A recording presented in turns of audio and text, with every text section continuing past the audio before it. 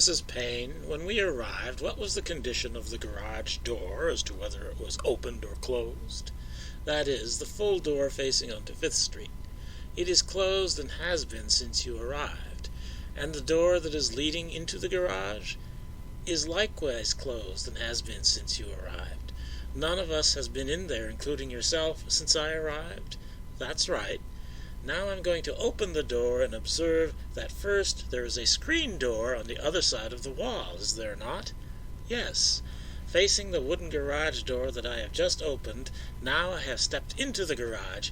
And would you come over here, Mrs. Paine? Yes. Is there a light switch handy to turn the light on in your garage? Yes, there is. And would you snap it on? The witness complied with the request of Counsel Jenner and turned on the light. And that light switch is immediately to your right as you enter the garage from the dining room area, is it not?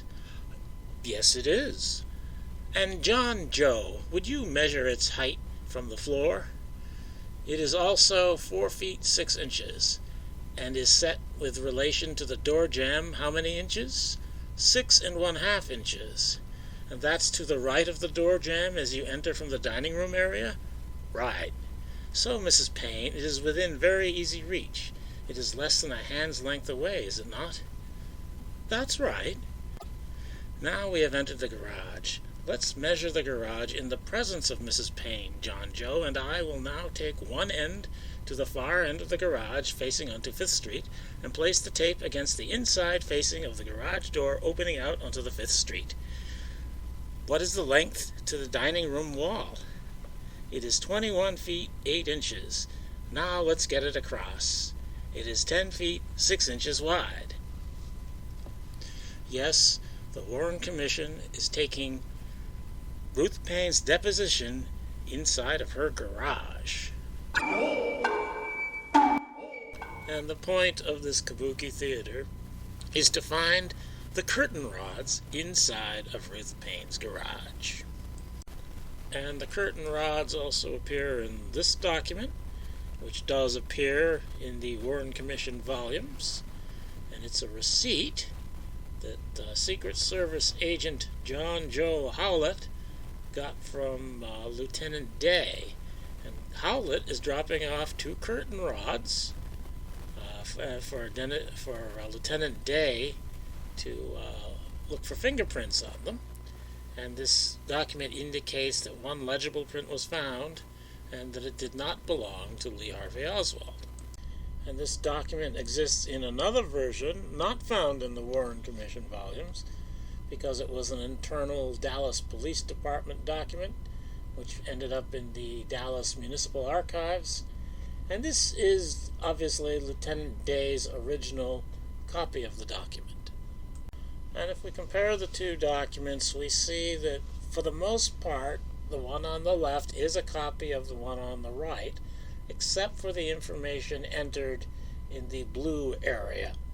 That information, some of it is the same, but it's not an exact copy, so the information on each was entered independently. They are not copied.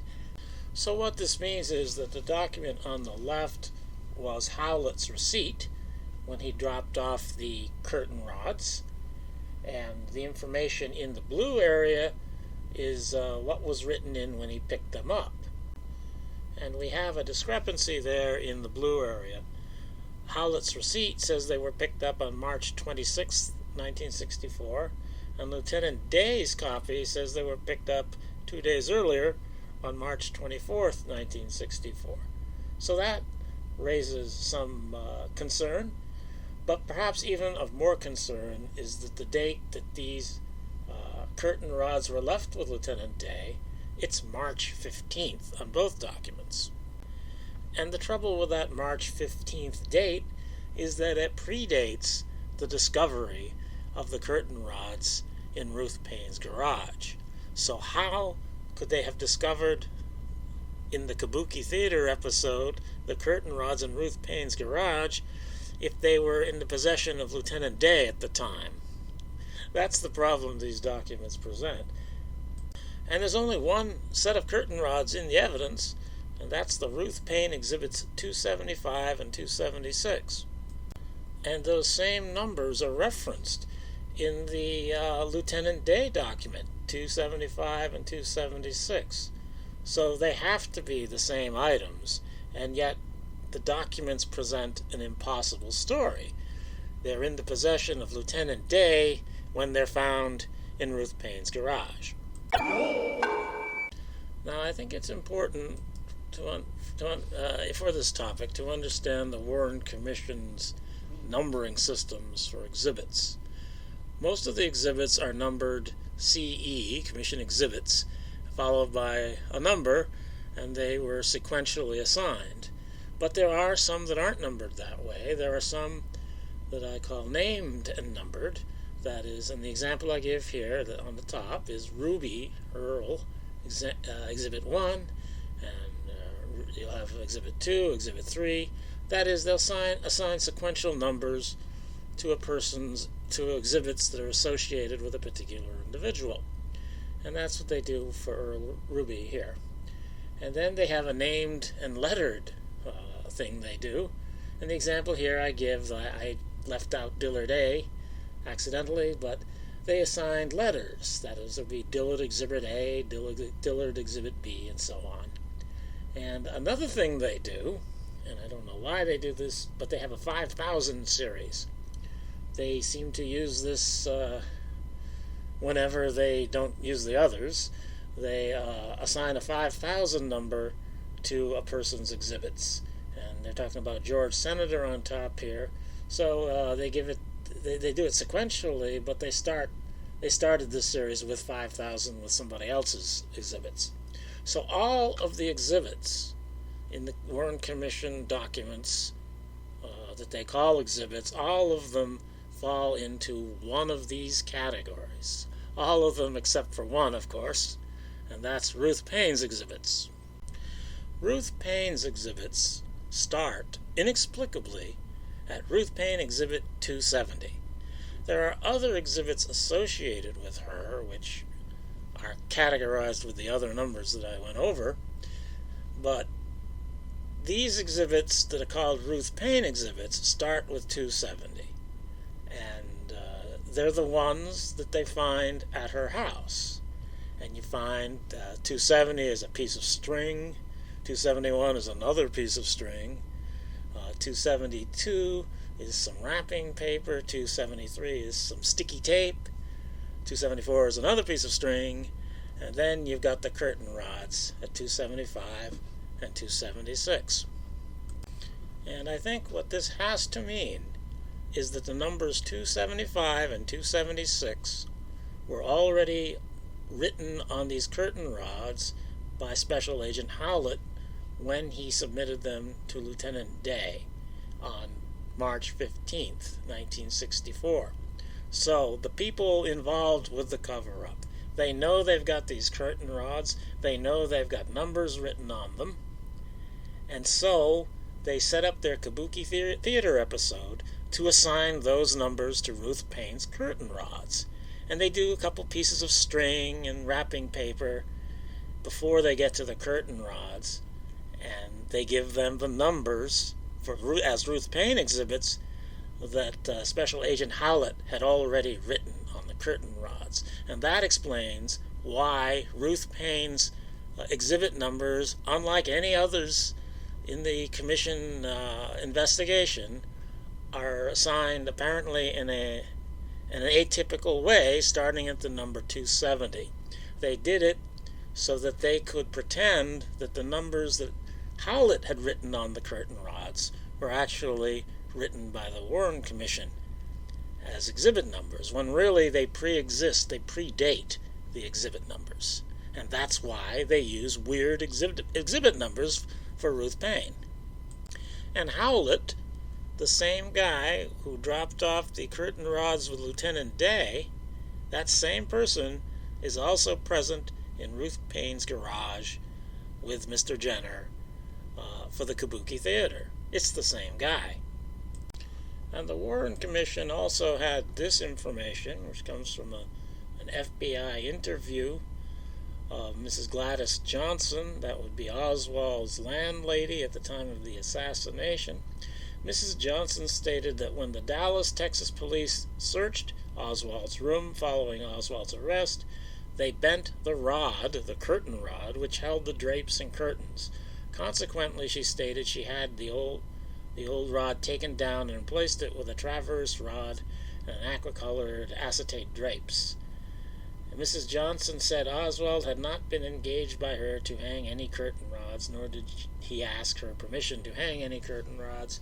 So what they have here is a possible reason for Oswald bringing curtain rods to the Texas School Book Depository.